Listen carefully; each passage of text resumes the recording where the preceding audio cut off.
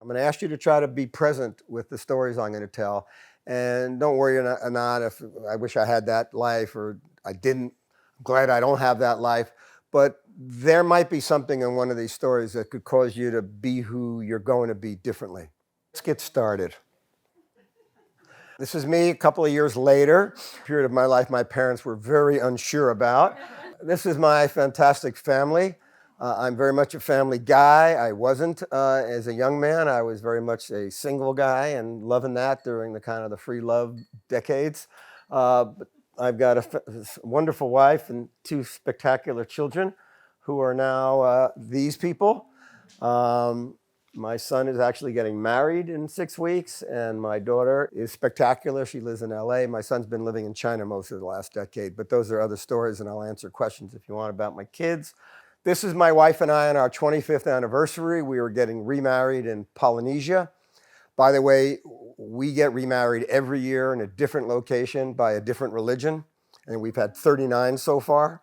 People often say to me, well, how come you get remarried every year? And I always say, well, how come you don't? You know, we celebrate religious holidays, New Year's, celebrate our dog's birthday, but we don't celebrate our best friend once a year. Or say to the person you love, I'm going to commit to you. I usually do a lot of corporate and sort of grand scale media events. And so what I'm about to show you is a piece of a clip that usually is what's used to introduce me, and it's a little bit embarrassing because it's kind of show-offy, but you'll get to see the way I'm usually represented out there in the world. For over 35 years, Dr. Ken Dychtwald has been recognized as the foremost visionary and original thinker regarding the lifestyle, financial, healthcare, and marketing implications of the longevity revolution. He is a psychologist, gerontologist, documentary filmmaker, entrepreneur, and best-selling author. Dr. Dychtwald has shared his vision in live presentations to over 2 million people. His strikingly accurate predictions have been regularly featured in leading media worldwide. Dr. Dychtwald has also been a highly valued advisor to many of our nation's top political and social leaders.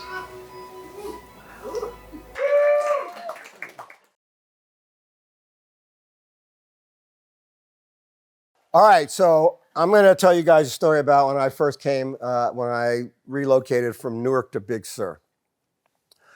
So I grew up, my parents had not been to college. I grew up in kind of a rough and tumble neighborhood, and I did very well at things, so I didn't really know what I was good at or what I liked.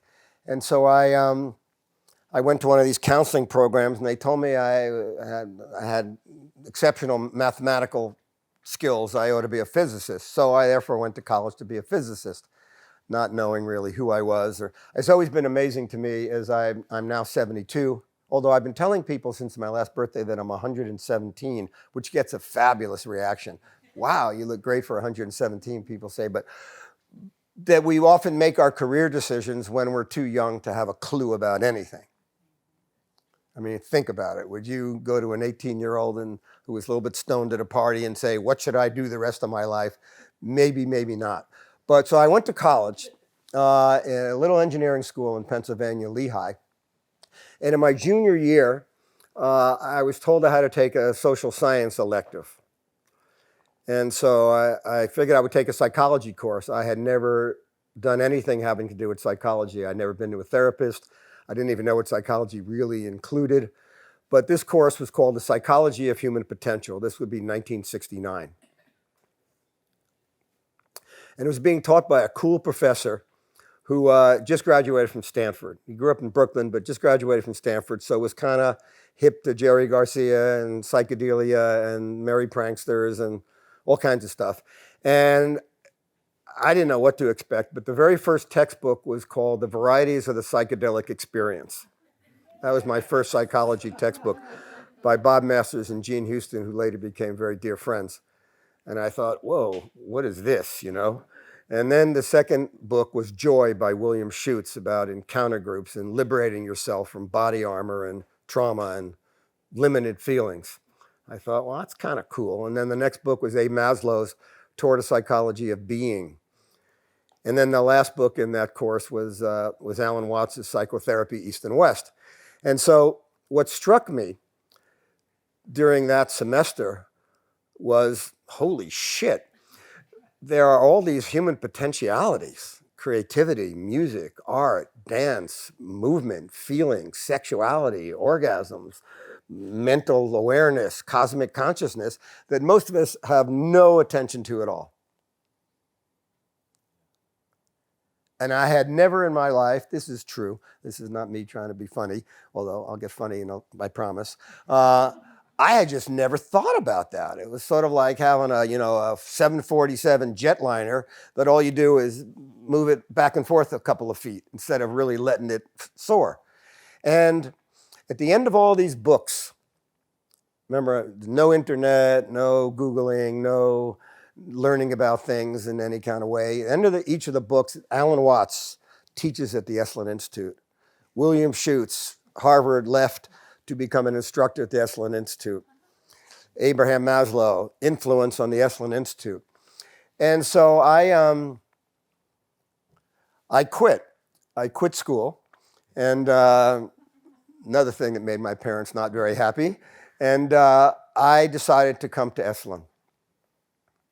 It seemed to me that there was something happening in this place, whatever that place was. I had never been west of Pennsylvania, but there was something happening here that was gathering of people, cross-fertilizing of ideas, imagining possibilities, and that there were ancient therapies and techniques: Tai Chi, yoga, meditation, prayer. And there were some new things: bioenergetics, Gestalt, encounter, so on. And they were cooking here. So I, not knowing that you're supposed to take a workshop and then digest it for a while, which is what wise people would suggest, I thought it was kind of like a semester. So I signed up, I sold everything I owned, borrowed all kinds of money from friends and family, and signed up for 5 months of workshops. Sunday to Friday, Friday to Sunday, Sunday to Friday, Friday to Sunday, Sunday to Friday, Friday to Sunday, for 5 months. And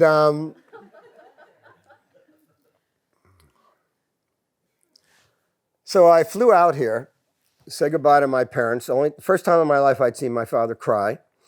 And I arrived at San Francisco airport with my backpack and my guitar, and ready for this human potential sanctuary. Went out on Highway 1, put out my thumb to hitchhike, because that was how we got around then, and I immediately got arrested, because they didn't like people hitchhiking on 101 then. So here my parents are being called to make sure I wasn't a runaway. And I found out that I could get a van to take me down to Esalen for my first workshop. And I did. Now, for those of you who have been living in California or have been here before, if you've grown up in Newark, New Jersey, and all of a sudden you start winding down Highway 1 and you pass Carmel and you start seeing mountains rising up and you see the cliffs to the other side of you and the roads winding and you see the vastness of the sky. For me as a 20-year-old, it was just like, and I'm sure some of you guys have had the same experience a couple of days ago, it's like never realized that there existed a physical space like what I was seeing. Immediately decided I was never going to live in New Jersey again. So my first workshop was called Body Mind. And it was being led by this fellow, William Schutz, Dr. William Schutz, who was he's sort of been erased from Esalen's history because he was very sexually active.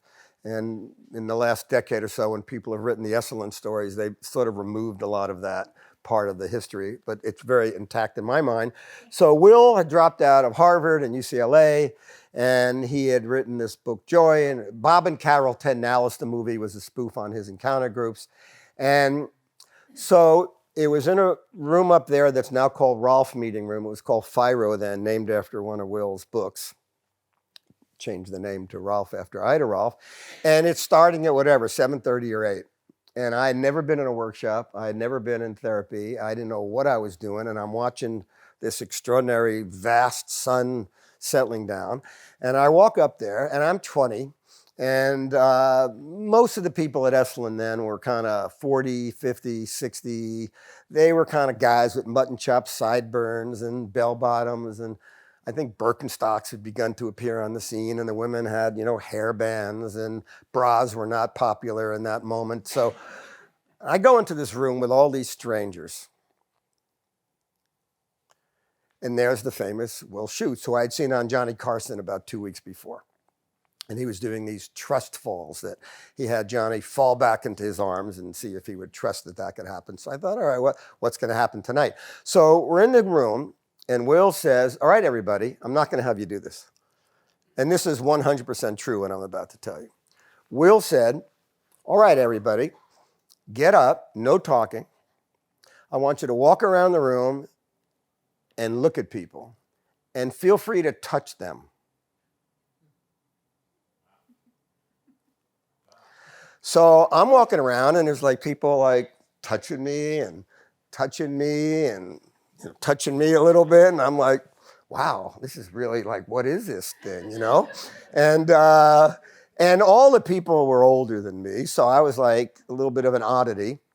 And then 15 minutes of this, Will says, okay, now everybody, I want you to go outside the room, remove all your clothes, come back in, look around, find the person to whom you're least attracted, and go sit in front of them and tell them exactly why you think they're so unattractive. So, I made you laugh, so that's one. Now, this was 1970, and that's me over here. Right in front of Will's genitals. And it was an encounter group. And it was a moment in time where there was a belief that during our lives we get traumatized or disappointed or hurt or angry or abused. And we hold that, and it distorts us. By the way, Will, in addition to being a PhD psychologist, had also been trained as a Rolfer. He'd also been trained by Fritz as a Gestalt therapist. He also was totally taken by Moreno's work in psychodrama. So Will was a multi-talented, gifted guy. He was quite spectacular. So in that group, people would begin with sort of hot seat. Who's got something here that's troubling them? My father just died, not me. And I never said goodbye to him. Okay, so we're going to act that out. Who wants to be her father? Would you lie down there, please? Who do you have a brother? Maybe you could be the brother. I have an asshole brother, so that was me. And then we acted out, and she cried, and she heaved, and the sorrow came out. And then, I'm a little bit of a musician. I used to be. How if I have a guitar and you have a guitar and I hit my E string, yours will vibrate.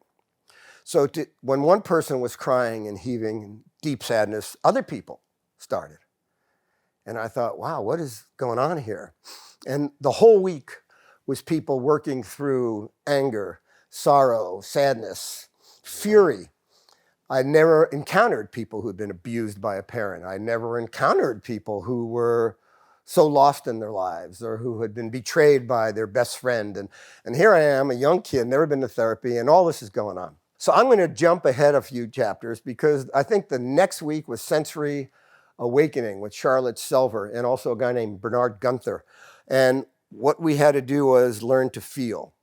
So first afternoon, I might hold a rock for an hour.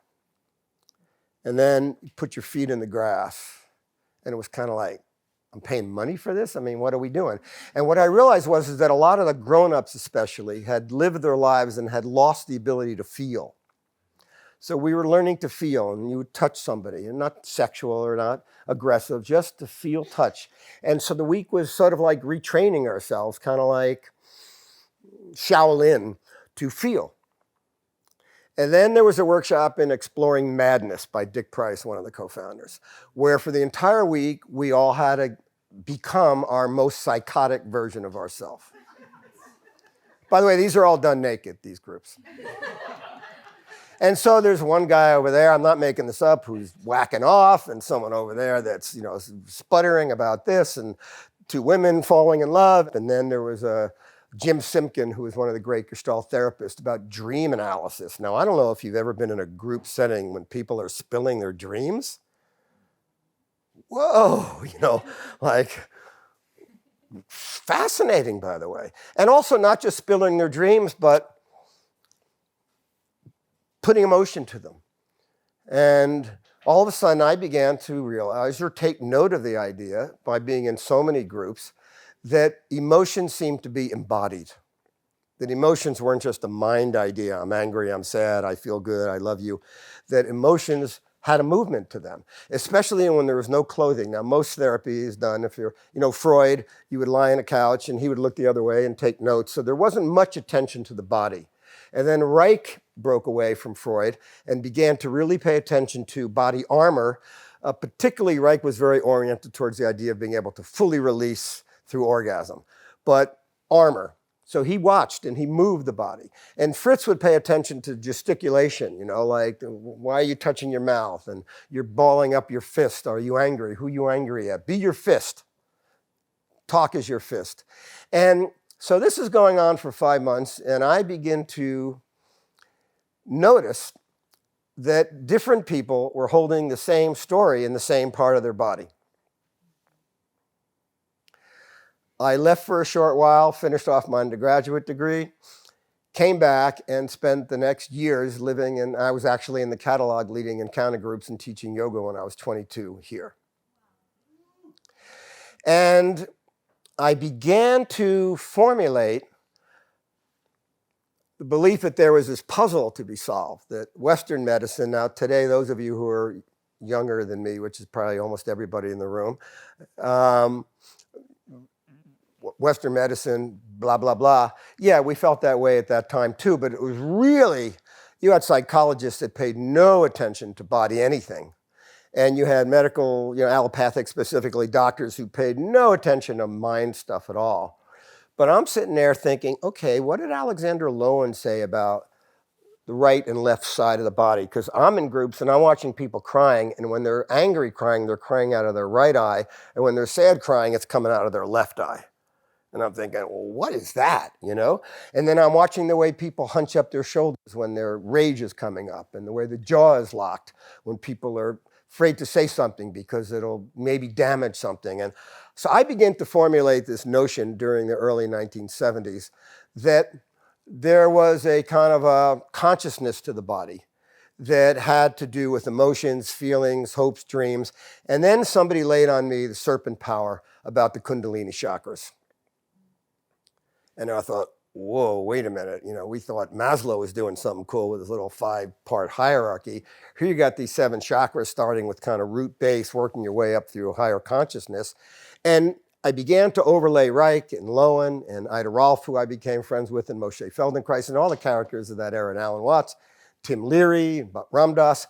And what I began to formulate was a notion of a body-mind. That was me then. This is Pfeiffer Beach in Big Sur, by the way. If you think the Esalen property is amazing, find your way to Pfeiffer Beach. There's no sign on the road. Most people don't know it's there. It's the most spectacular beach on the West Coast, maybe in America. It's not like for lounging and sunning and buying hot dogs and stuff. It's the most primitive, like if, T-Rex came around the bend, it wouldn't surprise you. Then,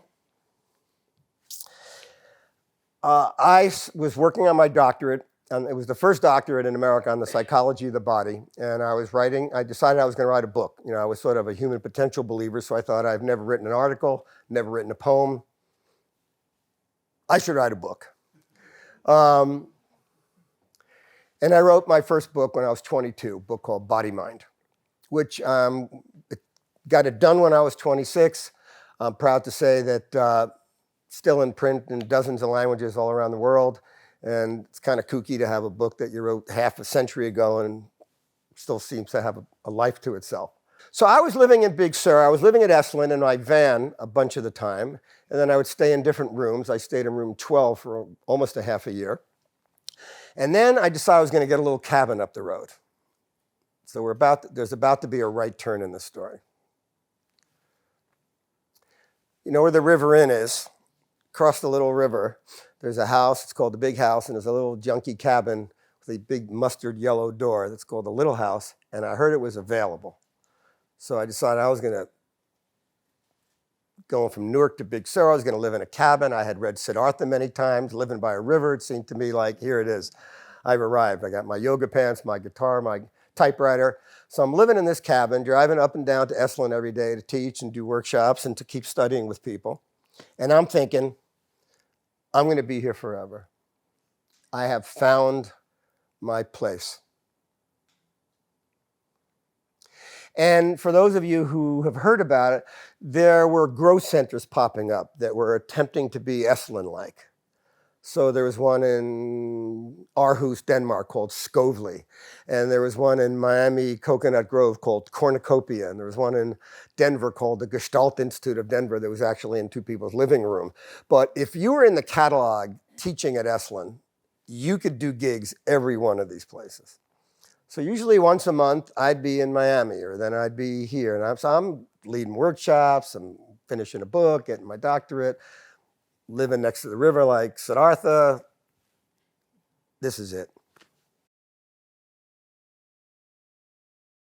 Then one morning, I'm sleeping. I had this little cabin cost $150 a month, which seemed a lot to me. It had one bedroom, the mattress on the floor, kind of a hallway that was the kitchen, and then a little living room where I had a potbelly stove and my yoga mat. And by the way, I had a 4-hour-a-day yoga practice for almost 20 years. 2 hours in the morning, an hour in the afternoon, an hour in the evening. So when I meet all you guys in yoga therapy and here for the yoga stuff, I kind of feel like I got a place in my heart for that, because that, of all the practices, that's the one that really kind of got to me, and I got to it. But in any case, so if you're driving north, you go by the river and you'll see that there's a bridge with a gate on it. So you couldn't get on that property unless you knew the passcodes to the gate or you had a key. So 5:30 one morning, bang, bang, bang, bang, bang, bang, bang, bang, bang. Someone's knocking on my door. No one ever knocked on my door. So I'm naked. There was a lot of naked back then. I'm naked. I stumble at the front door. It's 5:30 in the morning, and there's some guy standing there. It looks like Clint Eastwood on acid. Open the door, he says. He says, who are you? He says, open the fucking door. I says, all right, what's up? He says, I'm your landlord, Jan Brewer. I says, yeah, I sent you checks, but I thought you lived in New Zealand. He says, well, I'm back. And I want you out of this house. And I said, I was like 23, 24 at the time. I said, no, man. I got a lease. Then he reaches into his vest and he pulls out a gun. And he puts the gun to my head. He says, I said, I want you out of this house. And in fact, I'd like you out of fucking Big Sur. Oh my God. So I thought to myself, I think it's time for me to leave. So that morning, I moved out of my house and lived in my van for a while and floundered around in Big Sur, and ultimately decided that maybe it was time to move on. I partly say that because often we have expectations about how something might be working out really well, and then something happens and it's no longer working out so good. Friend of mine, Gene Houston, who, remember, had written that first book, The Varieties of the Psychedelic Experience. Gene and I were doing our graduate work together.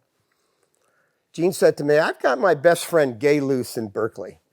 And Gay has just moved out from Washington. She's now on the board of the Tibetan Institute. She's a science writer. She's also finishing her PhD. She wants to create a year-long human potential curriculum. You ought to join her. So I think, I got no place to live. I can do cool yoga and gestalt and encounter stuff. All right, I'll give it a try. Berkeley's cool. So Gay was in her 40s. Eugenia was in her 30s. I was in my 20s. We decided we were going to create a human potential curriculum. And we were going to weave together dance therapy and journal writing and meditation and yoga and Tai Chi and everything that was sort of swirling into not just a weekend, but a year curriculum. And we'd put people through it, and every week there'd be a 3-hour meeting, and there'd be an hour to 2 hour of practice each day. And how do we weave these things together, and how do we build in nutrition, and blah, blah, blah, blah, blah, blah, blah. But we had no money. And so we decided we would try to see if we could raise some funds. And we were told we had to file as a not-for-profit. So there was a guy named Stuart Brand. Does anybody know that name? Stuart had just, as a young man, I was with Stuart last week, he's now 82, so he's 10 years older than me. He'd done the Whole Earth Catalog. And he heard about what we're doing, so I'll give you guys $5,000 so you could file. But you got to make up a name. So we thought, should we call ourselves the Human Potential School, the Personal Growth Academy? And we made up this word, holistic health. Now you might think, no, you didn't. Yeah, we did. I wanted to spell it W-H-O-L because of whole, but Gay was into this like spiritual Tibetan thing at this moment in her life and wanted it to be like holistic. So she won out, and the holistic health movement grew out of her living room because we had all these interesting people wanting to throw their ideas in. There's Eric and Joan Erickson, the father of adult development, and there's Robert Monroe, the guy who did astral projection, and there's Ram Dass, and people say, hey, I'd like to throw some ideas into that. And I got a little place to live behind a Chinese restaurant, and Gay's mother wasn't feeling well. And she tried biofeedback and meditation with her, and her hypertension went away. So Gay said, after we had constructed this whole approach, let's just work with old people. And I thought, wait a minute. You mean spending every day of my life with old people? No. So I said, I'll tell you what, I'll help you get this thing launched, and I'm out of here in about 3 months. That was 48 years ago. And I'll only mention a couple of things about the SAGE project, as it came to be called, and it became crazy successful. Other projects like it were set up all over the world. That's what Dean Ornish built his program similar to. Andy Weil kind of modeled after it. I mean, it was sort of the first pioneering preventative health project using all these alternative, and a little bit before the internet, whenever the media was wanting to cover New Age or anything, they always said, you got to cover the SAGE project and watch these 80-year-olds doing yoga. But here's something that I hope you don't forget. We were making stuff up as we went. So about 3 months into it, and we had these groups of 15 or so elder men and women who just looked like old people to me then. And I just threw out an idea. I said, hey, you guys, here's something. Here's some graph paper. I want every one of you this week, before we get back together again, to graph your life. They said, what do you mean? What's up, what's down? I said, you decide, I don't know. So I'm 24 years old, and the following week, they were very enthusiastic. They all came back with their graphs. And what am I seeing is that people felt that 25 years of their life was a bummer. And then they had a great weekend. Or they were married without any love, and even though it looked good on the outside, they gave it a low grade. And then they fell in love, and their life got better. Or they had an awakening or an awareness. And I'm thinking, wait a minute, I've just been spending years with Tim Leary and Ram Dass and all these guru-type people, and these older people are showing me that there's sort of a dance of life here. And now that they're at the very end of it, they can see it. And they can see the choices they could have made and didn't. Herb, who had been a smoker his whole life, had lung cancer. He saw the connection.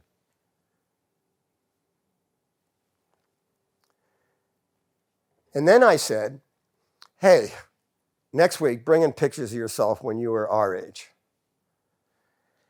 And what shows up the following week are these men who look like geezers to me, as young, handsome, strapping guys in the military, and the women who are beautiful and charismatic. And I'm like, wait a minute, aging is not an old person thing.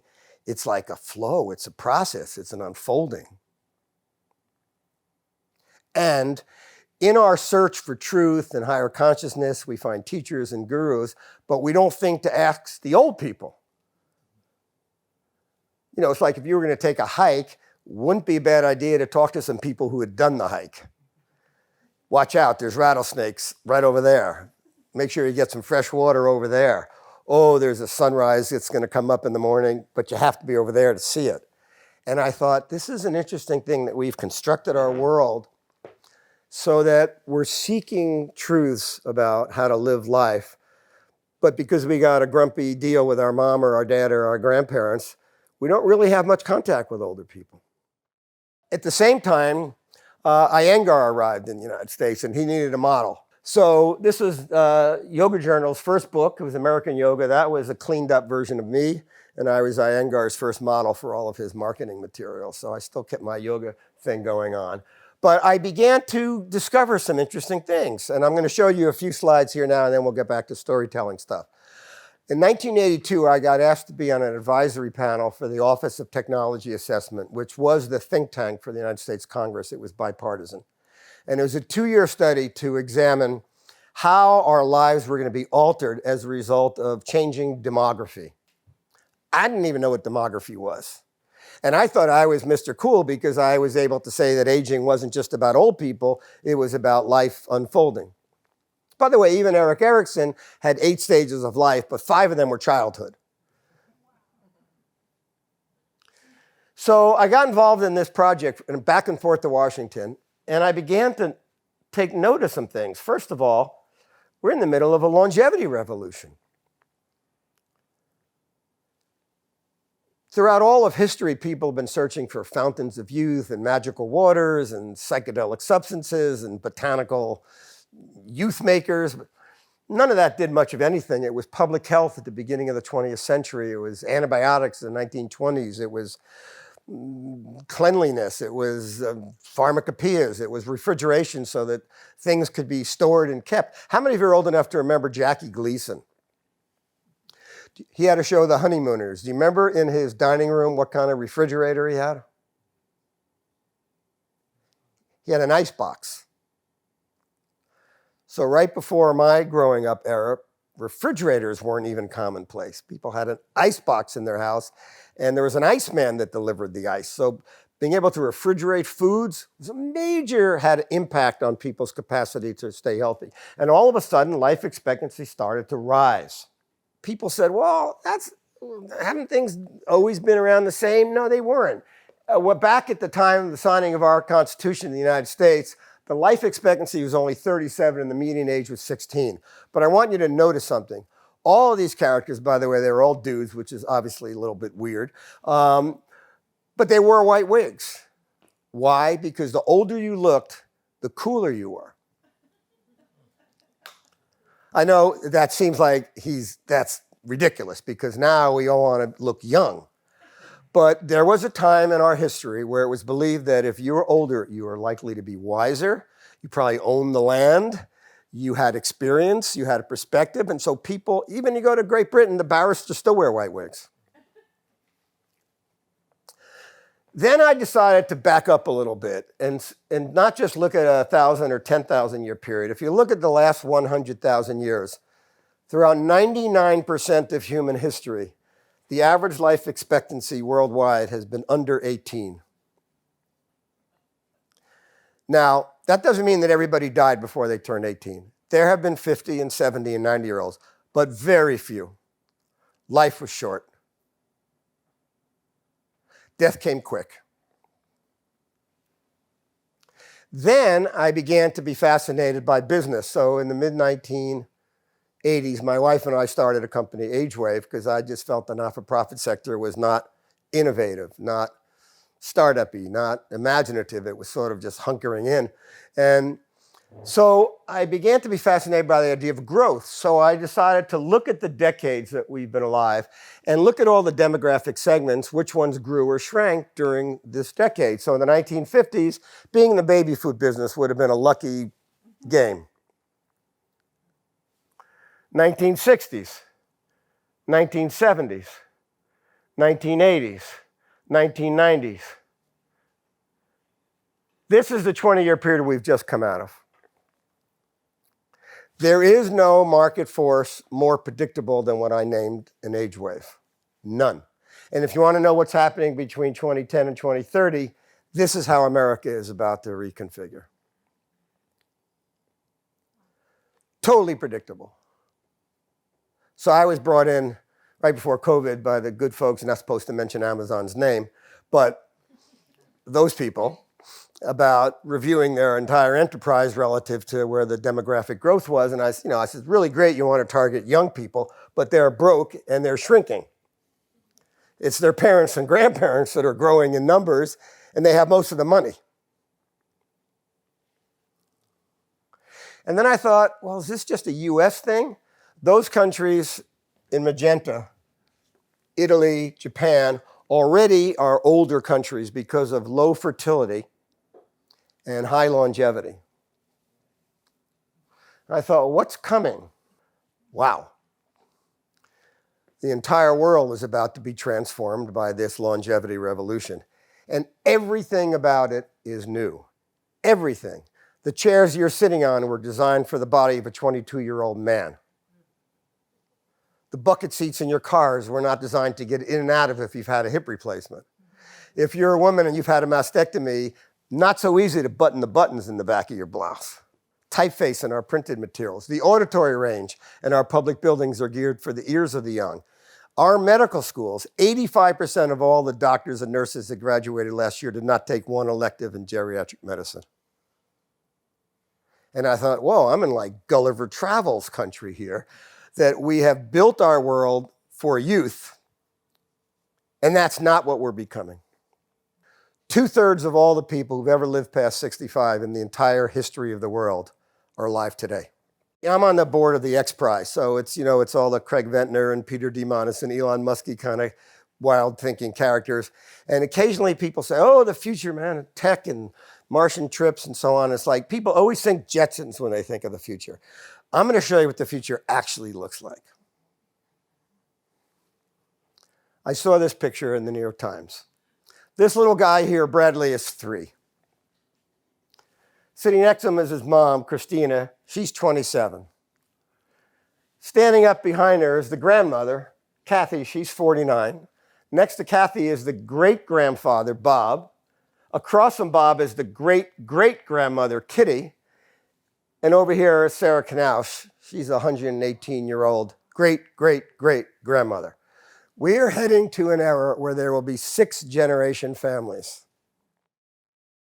So I was asked about 22 years ago if I would do the coverage for CNN when John Glenn announced he was going to go up into space at 77.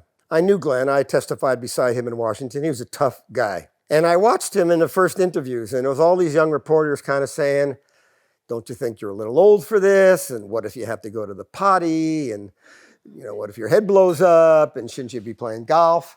And Glenn turned to these reporters and he said, hey, just because I'll be 77 doesn't mean I still don't have dreams. Whoa, that really got me thinking. Because in a youth-oriented world, you have dreams one time, and then you either fulfill them or you don't. But if you're going to live 80 or 90 or 100, by the way, I'm on all these geroscientific panels where there's reasonable evidence that within about 15 years, there will be breakthroughs to add another 20 or 30 years to the human life expectancy. So living to 120 or 130 is likely to be part of the future, especially those of you who are younger. If you think you're going to live an 80-year life like your mom or dad, you're probably way wrong. Doesn't mean you want to live a long life. Or then the question becomes, well, what am I going to do with myself all that time? But for those of us who are kind of consciousness and psychologically minded, it's like, well, how do you have new dreams?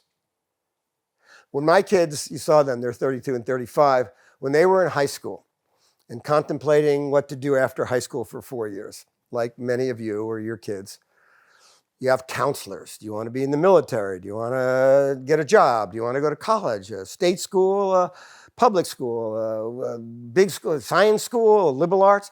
And then you'd go visit the campuses, and then you'd go speak to counselors, and maybe the kids would go and spend a weekend there to see if they liked it. And if you went and it didn't work out, you could transfer. And there's lots of mechanisms to transfer from a college that's not working for you to one that is. And yet when people reach their 60th or so birthday, they got another 30 years in front of them, and there is no orientation program. So for the past 10 years, the average retiree in America watched 47 hours of television a week. So it got me thinking, is this a crappy thing, longevity? Or is it perhaps the great triumph of history? And so especially some of you in the room are in your 20s and 30s, you might reinvent yourself 5 times in this life. You might find the career that you really love when you're 87.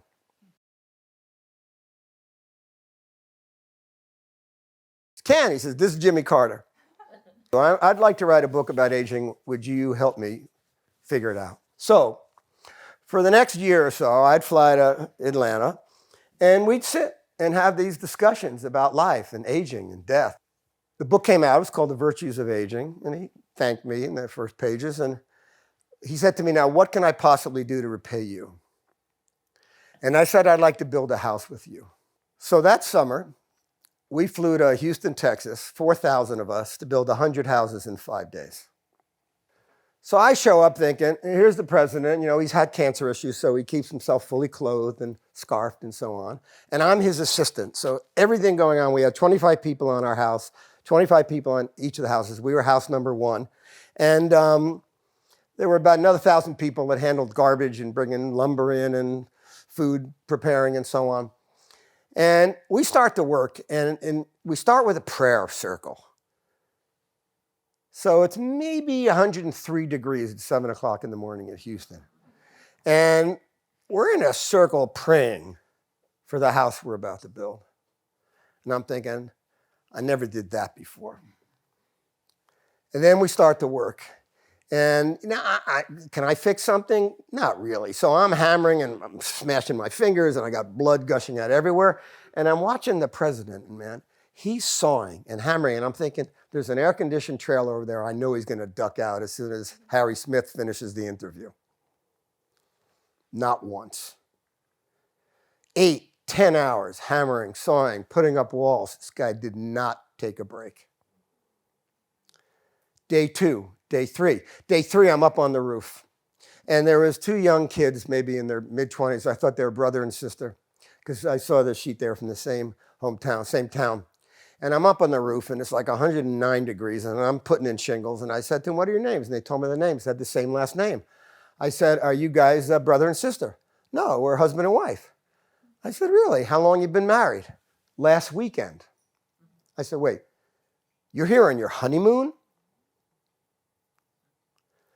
They said to me, and remember, I had just spent 40 years of my life in and out of Esalen workshops. So, yeah, they said, what better way to start a relationship than by giving to others more needy? So we're building. And then on the 4th morning, the president and I are putting in the toilet.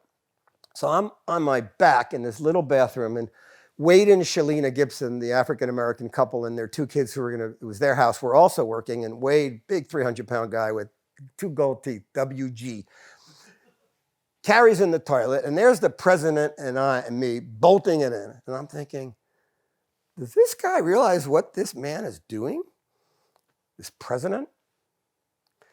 And then in the afternoon, somebody comes to our house and says, Mr. President, we have a problem. We're behind schedule. We're supposed to be done tomorrow afternoon, Friday afternoon, and we're not going to make it. And I'm fascinated by leadership. And what I'm about to say, I say really honestly, I don't mean to be disrespectful to any of the men in the room. But if you're a grown-up man, there's not a lot of role models. There's a lot of knucklehead men out there in the world, being leaders in crazy ways.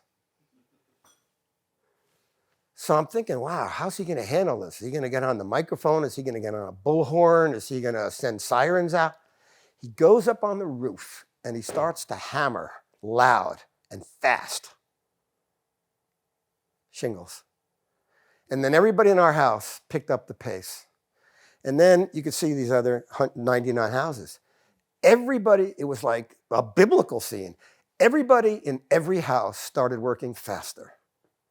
So on Friday afternoon, we're in a circle in the living room of the house we just built. And we're all holding hands. And President Carter takes out a white linen Bible. And he gives it to Wade and Shalina for their new home. And he says to Wade, he says, do you know what Jesus did before he heard the call of the Lord or something like that? I'm a Jewish guy, so this is like another language for me. And Wade says, well, he died for our sin. He was just stumbling. And Carter says, no, he was a carpenter. He worked with his hands. And so by allowing us to build this house for you, you've allowed us to do the work of the Lord. And this big 300-pound guy starts to cry. And his wife starts to cry. And I start to cry. And everybody in the circle starts to cry. And I think, man, I've just had like a spiritual experience, and it wasn't doing yoga.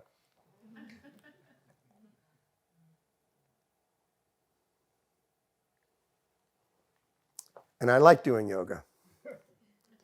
But there's doing the good works in the world for people who could use it. And a lot of us, you work with farmers, for example, and I've never pulled out of you like what you do, but you're an oncologist. And I met a gentleman last night who's just about to become a psychiatrist, focused on children. And a lot of people who come here are in the helping, caring industries, but there's a whole lot of people in our world we have not systematically made it important to help other people. How many of you are aware of the work of Houston Smith? Religious scholar, was the head of the religion department at MIT during the whole Tim Leary, Ram Dass thing at Harvard. Was considered the greatest religious scholar on earth. Was the advisor to the Dalai Lama. He was a practicing Christian and Hindu.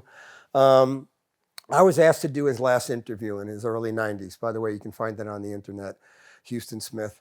And not because I'm a religious scholar, but I wanted to ask him his thoughts about aging and death and beyond. It was the most interesting 2-hour discussion I had had. But at one point I said to him, you've lived these 90 years. Abe Maslow only lived to 62. Well, we were talking, I was in the tubs to tell somebody, Chogyam Trungpa, who wrote some fantastic, we were talking, what'd you say, he lived to 47. So here's Houston Smith living into his mid-90s. I said to him, is there anything that your extra decades of life have taught you about what matters in life? And he said, yeah, be a little kinder.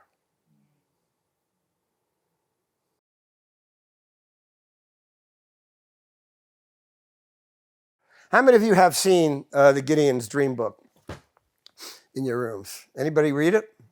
Okay, so I'm going to give you a little backstory here.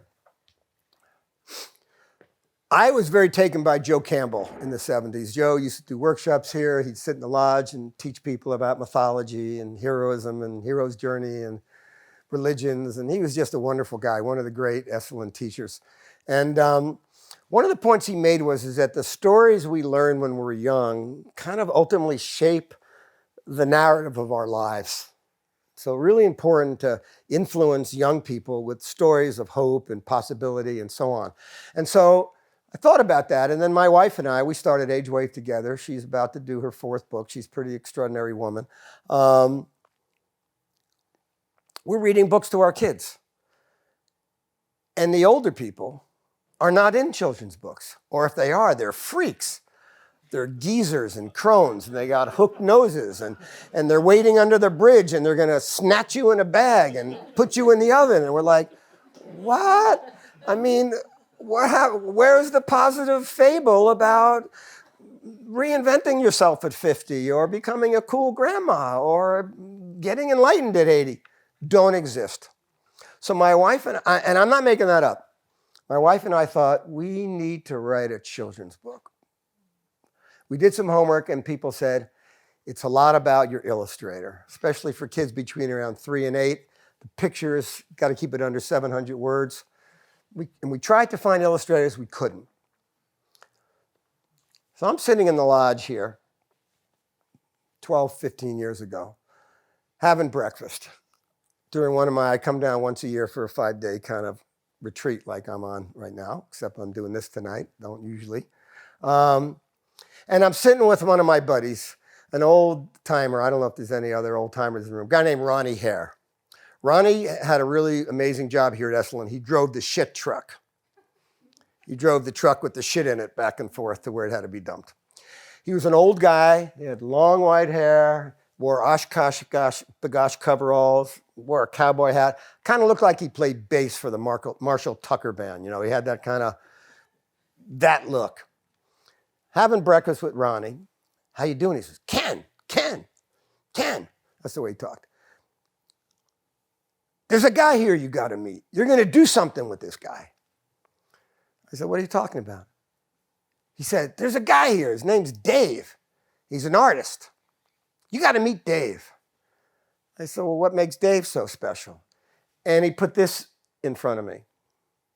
This is the actual drawing. He said, Dave just did this to me. And by the way, it was amazing because this was Ronnie. I said, wow, how long did it take Dave to do that? 10 minutes. And I'm not thinking about our children's book. I'm just thinking, wow, there's somebody with some artistic chops came through Big Sur, you know, but lots of interesting people have come through Big Sur. I said, hey man, if you ever see Dave, put us together. I don't know, I'd be glad to meet him. We're having breakfast, we're finishing up, and Ronnie says, whoa, Dave just came in the room. And I can show you where in the lodge, the old lodge he was sitting. And he says, go talk to him. You're going to do something with him. I said, what am I going to do with him? He says, I don't know. Talk to Dave. This is Dave Zabosky. Dave had been senior animator at Disney, did Beauty and the Beast, Lion King. He's a wizard. And his little daughter, Grace. And I go over to him and I said to him, did you do this drawing? He says, yeah, Ronnie's pretty great, isn't he? I said, you're pretty great. Did you do any other sketches? He opens up his sketchbook, and this guy was sketching things at Esalen that most people don't even see. I'm driving home, and I said to my wife, I think we just found our illustrator. So Dave flew up the following week, and we had a long discussion about how to do a book that would portray longevity, maturity, favorably, so that a child could get a picture in their mind that you don't just go this far and then fall apart. And we decided we would tell a story of a caterpillar who at the end of his or her caterpillar days transformed into a butterfly. HarperCollins was a publisher of mine. We went to New York. They bought it immediately. And then we set about to create the book that you guys got in the room. Took about 3/4 of a year. So I was down one other time and I said to Ronnie, hey, Ronnie, man, Dave and Maddie and I, and his daughter Grace is the fourth author. She was 7 at the time. We just did a book and you're going to get the first copy. Cool. Book's done. We circulate it around. We all sign it. I FedEx it to Ronnie, like on a Tuesday. And I'm coming down like on Sunday. Send it off. Can't wait to see Ronnie on Sunday because I'm going to get his reaction. What did he think of the project we did that he had a hand in introducing? I get a note on Friday from some of my Big Sur friends that Ronnie Hare had just committed suicide, that he was diagnosed with a terminal cancer. He was living in his truck, didn't want to be a burden. He wanted to be in control of his end of life. He did it peacefully and consciously. And I first thought, oh man, I'll never see Ronnie again. Then I thought, oh, I wonder if he saw the book. So I come down on Sunday. There was a funeral and a ritual for Ronnie's passing on Saturday I wasn't present for. I come down on Sunday, and on Monday night I'm at the Baths, totally alone by myself. And I'm a little bit sad that, you know, this book is coming out. It's this wonderful experience of caterpillar, butterfly, which, by the way, was my homage to Esalen. Lots of other friends of mine wrote there. Jeff Kripal wrote The History of Esalen. I thought, at its core, at its essence, Esalen is a story about a lot of people coming here trying to change into something that maybe they have a glimpse of or a hope for, or something bad has happened and they want to chrysalis and then come out. So I'm in the baths by myself, and a woman comes in, maybe 15 years or so younger than me. Pleasant looking, kind of a big woman. Sits in the tub, and 20 minutes go by, and I do my usual line. If you've been in the baths with me, you've heard me say, "Are you here for a workshop?" "No," she said, "I'm here for some personal matters." "What about you?" "Yeah, I'm same here. I'm just here for a little time for myself." 15 minutes go by. Says to me, "To tell you the truth, I'm here because my dad just passed away, and I came here to collect his belongings." I said, "Was your dad Ronnie Hare?" "Yeah, did you know my dad?" I said, "I didn't know him well, but I've known him a long time.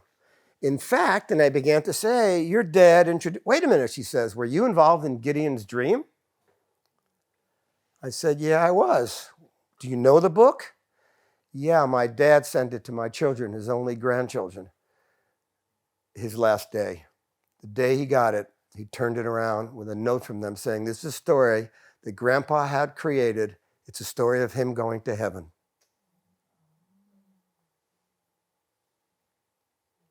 I thought, wow, had I not been in that bath at that minute, I never would have known. She wouldn't have been able to close this loop.